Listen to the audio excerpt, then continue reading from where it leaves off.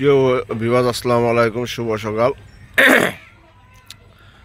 আমরা এখানে আসলাম করকসা চরলক্ষ্মী সরকারি উচ্চ বিদ্যালয় পাশ দিয়ে যে খালটি গেছে নাগরহাট। কিছুদিন আগে খালটি খনন করা হয়েছে, কিন্তু খনন করার পরে কিন্তু এই যে পদ্মা নদীর যে পাশটা, এই পাশটা কিন্তু মুখটা কাটা হয় নাই। আপনারা দেখতে পারতেছেন মুখটা কাটা হয় না কাটার কারণে এখান দা পানি ঢুকতে পারতেছে না।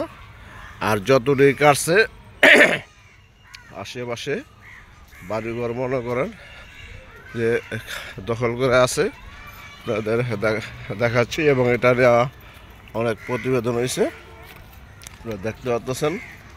এই যে দেখেন এখানে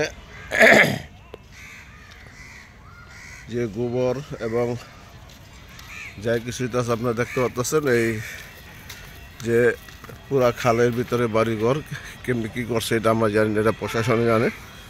প্রশাসনের দৃষ্টি আকর্ষণ করতেছি যে আমরা এই মুখটা যদি ভালো করে না খনন করে তাহলে কিন্তু এখানে কোনো দিন পানি ঢুকবে না। আর এটা দিয়ে লগা আপনারা দেখতে পারতেছেন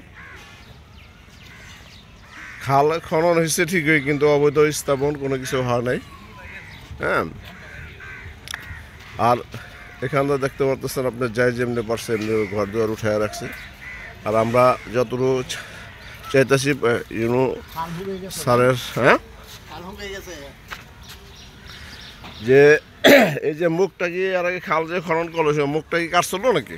মুখ কাটছিল, মানে আরো খনন করা লাগবে, মানে আর খনন করা লাগতো না। তো এখানে ওই যে মূলত সমস্যাটা মানে যতটুকু খাল খনন করার কথা ছিল ততটুকু করে নাই।